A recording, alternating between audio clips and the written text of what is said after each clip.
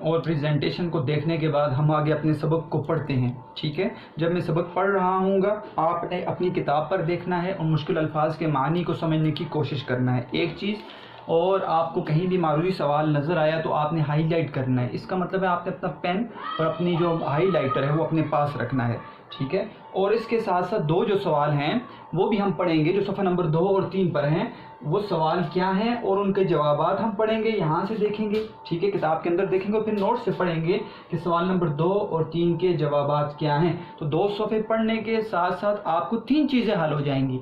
معروضی سوالات آپ نے دیکھنے ہیں، مشقی سوالات کیا ہیں آپ نے یہاں پر دیکھ لیے، 3 سوال آ جائیں گے، اور اس کے ساتھ ساتھ جب آپ نے سوالوں کو سمجھ لیا یا پھر میں پڑھ رہا ہوں اور آپ نے ہر متن کو سمجھ لیا تو آپ کے لیے تشریح کو کرنا کوئی مشکل کام نہیں ہوگا۔ تو پڑھتے ہیں آگے۔ پہلا سوال ہم نے حل کر لیا، آگے سوال جو ہے وہ سوال نمبر 2 آئے گا بھی، پہلے ہم اس کو پڑھتے ہیں، یہاں سے ہی سوال نمبر 2 ہے، ٹھیک ہے؟ سوال نمبر 2 آپ پہلے دیکھ لیں، سوال نمبر 2 کیا ہے؟ سوال نمبر 2 آسان ہے، سر سید کے خیال میں کون سی قوم ذلیل و بے عزت ہو جاتی ہے؟ آسان ہے، مشکل نہیں ہے، آپ کے ذہن میں آ گیا ہوگا کہ وہ قوم جو اپنی مدد آپ پر عمل نہیں کرتی۔ یہ خاص ایک جملہ ہے جس سے آپ سوال حل کر سکتے ہیں، لیکن پیپر کے حساب سے آپ نے کیسے حل کرنا ہے؟ تو پہلے ہم عبارت کو پڑھتے ہیں اور پھر اس کے اندر ہیڈنگز کو دیکھیں گے۔ دیکھیں، ایک شخص میں اپنی مدد کرنے کا جوش اس کی سچی ترقی کی بنیاد ہے۔ کوئی بھی شخص جو ہے وہ اپنی مدد آپ کرتا ہے تو اس کا مطلب ہے وہ ترقی کرے گا، اور جب کہ یہ جوش بہت سے شخصوں میں پایا جاوے، جب یہ جوش، کون سا جوش؟ اپنی مدد آپ کا جوش بہت سے شخصوں میں، کسی پوری کی پوری قوم میں پایا جاوے، بیٹا یہ پایا جاوے، پہلے پایا جاوے لکھا جاتا تھا، پایا اب جائے لکھا جاتا ہے۔ تو ایک ہوتا ہے روزمرہ کے مطابق جملہ، ٹھیک ہے؟ روزمرہ کے قواعد کے جو مطابق جملہ ہوتا ہے، ایک ہوتا ہے روزمرہ کے خلاف، ٹھیک ہے؟ تو آج کل یہ جاوے استعمال نہیں ہوتا، پہلے دور میں ہوتا تھا، تو اب یہ روزمرہ کے خلاف ہوگا، پایا جاوے روزمرہ کے خلاف ہے، پایا جائے لکھا جائے گا، پہلے دور میں جاوے لکھا جاتا تھا، تو پایا جاوے یعنی پایا جائے، تو وہ قوم ترقی اور قومی طاقت اور قومی مضبوطی کی جڑ ہے۔ یعنی جب ایک شخص کرتا ہے تو اس کی اپنی محنت سے وہ ترقی کرتا ہے، جب کئی اشخاص کرتے ہیں، پوری کی پوری قوم کرتی ہے، تو ساری قوم جب کرتی ہے تو قوم ترقی بھی کرتی ہے، قوم میں طاقت بھی آ جاتی ہے، اور قوم جو ہوتی ہے وہ کیا ہو جاتی ہے بیٹا؟ مضبوط ہو جاتی ہے۔ یہ قوم کے لحاظ سے بیان کر رہے ہیں سر سید احمد خان۔ جبکہ کسی شخص کے لیے یا کسی گروہ کے لیے کوئی دوسرا کچھ کرتا ہے تو اس شخص میں سے یا اس گروہ میں سے وہ جوش اپنی مدد آپ کرنے کا کم ہو جاتا ہے اور ضرورت اپنی مدد آپ کرنے کی اس کے دل سے مٹتی جاتی ہے۔ کیا مطلب ہوا؟ دوسروں پہ انحصار کرتا ہے۔ ایک تو یہ خود کرنے کی کوشش کرنا، اس کے برعکس دوسروں پہ جو انحصار کرتا ہے، ایک شخص کرتا ہے یا پوری قوم کرتی ہے، تو پھر کیا ہے؟ وہ جوش اپنی مدد آپ کو اس کے اندر سے کم ہو جاتا ہے، اس کے دل کے اندر سے اپنی مدد آپ خود کرنے کی جو صلاحیت ہوتی ہے وہ ختم ہو جاتی ہے، خود محنت نہیں کرتا، وہ سست پڑ جاتا ہے۔ تو پھر کیا اس کا نقصان ہوتا ہے؟ سر سید احمد خان کہتے ہیں اس کا نقصان یہ ہوتا ہے کہ اسی کے ساتھ غیرت جو ایک نہایت عمدہ قوت ہے، انسان کے اندر غیرت ایک مضبوط قوت ہے، ٹھیک ہے؟ عمدہ قوت، ٹھیک ہے؟ طاقت ہے انسان کے لیے غیرت، ٹھیک ہے؟ اور انسان میں سے اس کے ساتھ عزت، جو اصلی چمک دمک انسان کی، اصلی چمک دمک جو انسان کی ہے وہ ہے عزت۔ عزت اور غیرت جس انسان کے اندر نہیں ہے تو اس انسان کے جینے کا کوئی فائدہ نہیں ہے۔ اصل چیز غیرت ہے اور عزت ہے۔ تو یہ نہ کرنے کی وجہ سے، اپنی مدد آپ کو نہ کرنے کی وجہ سے غیرت بھی چلی جاتی ہے، اور اس شخص کی کیا چلی جاتی ہے بیٹا؟ عزت بھی چلی جاتی ہے، یہ خود بخود جاتی رہتی ہے۔ اور جب کہ ایک قوم کا یہ حال ہوتا ہے تو وہ ساری قوم دوسروں قوم کی آنکھوں میں ذلیل اور بے عزت ہو جاتی ہے۔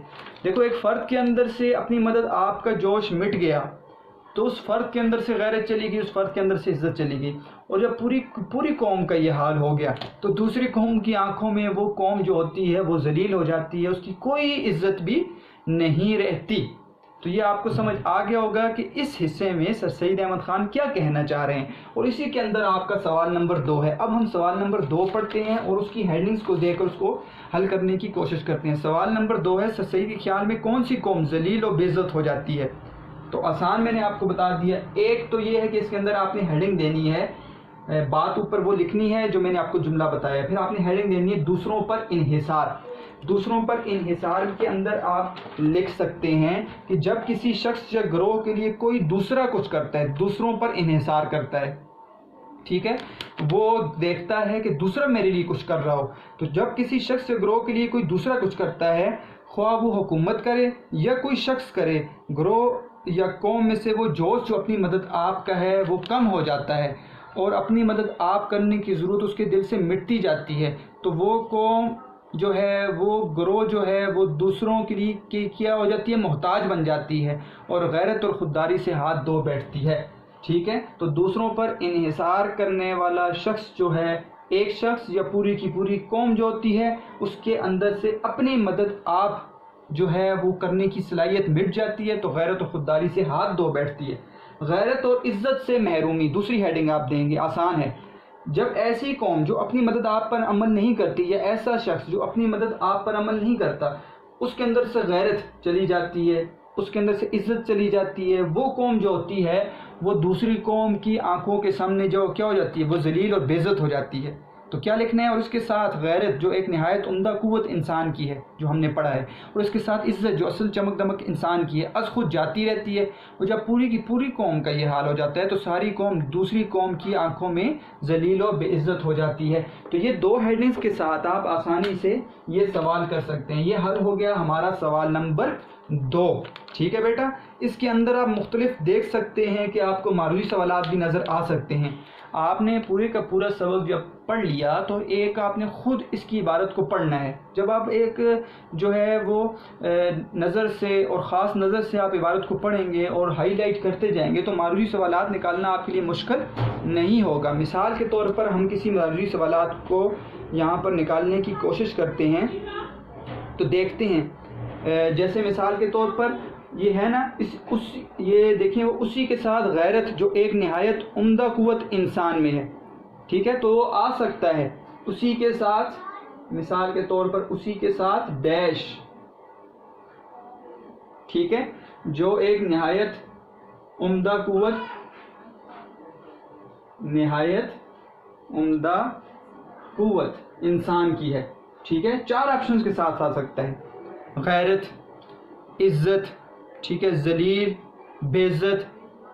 ٹھیک ہے، آ سکتا ہے. اور آپ نے یہاں پر کس کو ہائی لائٹ کرنا ہے بیٹا؟ غیرت کو ہائی لائٹ کرنا ہے. تو غیرت کو جب آپ ہائی لائٹ کریں گے اور غور سے پڑھیں گے تو آپ کو نظر آئے گا.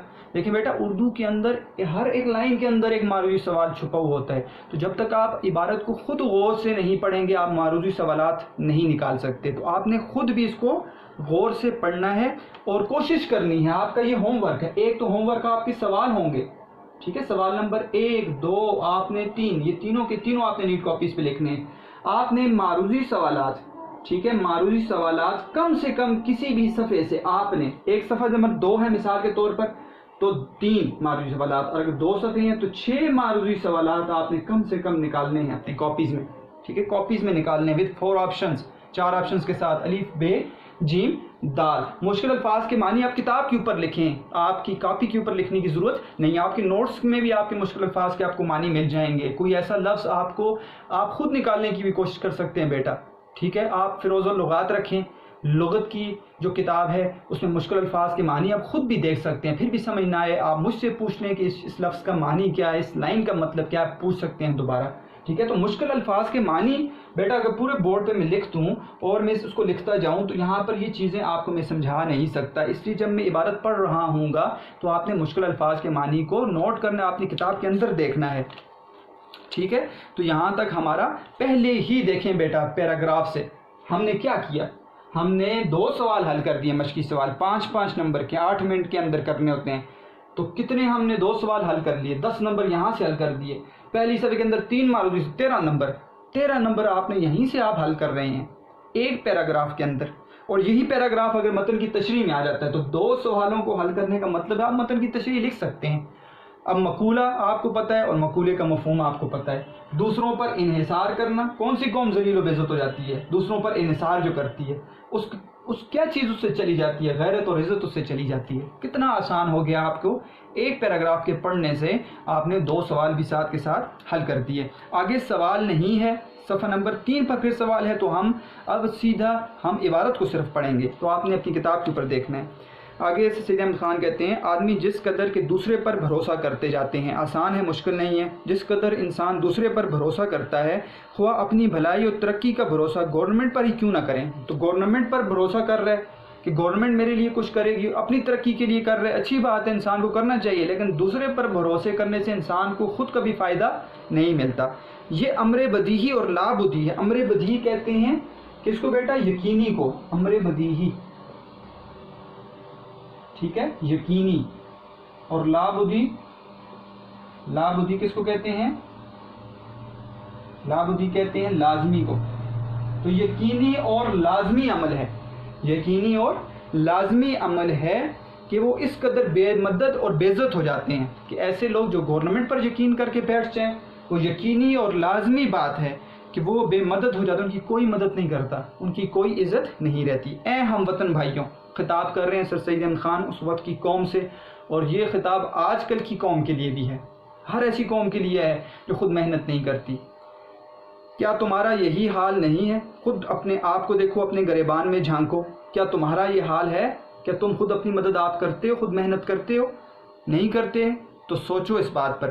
ایشیا کی تمام قومیں یہی سمجھتی رہتی ہیں کہ اچھا بادشاہ ہی رعایا کی ترقی اور خوشی کا ذریعہ ہوتا ہے۔ تو ایشیا میں جتنی قومیں ہیں جہاں پہ بادشاہت تھی، آپ کو پتہ ہے مغلیہ سلطنت ختم ہوئی، بادشاہت کا ایک نظام تھا جو ہندوستان کے اندر تھا، جو قطب الدین ایبک سے شروع ہوا اور مغلیہ سلطنت پر اس کا اختتام ہوا۔ تو ہر یہ قوم یہ سمجھتی تھی، ایشیا کی قوم، کہ اچھا بادشاہ جب آ گیا وہ رعایا کے لیے سب کچھ کرے گا، رعایا کچھ نہ کرے، ٹھیک ہے، اور رعایا کی ترقی اور خوشی کا ذریعہ جو ہے وہ اچھا بادشاہ ہی ہوگا۔ اچھا بادشاہ آ گیا، رعایا ترقی کرے گی۔ یورپ کے لوگ جو ایشیا کے لوگوں سے زیادہ ترقی کر گئے تھے، یہ سمجھتے تھے کہ عمدہ انتظام قوم کی عزت، بھلائی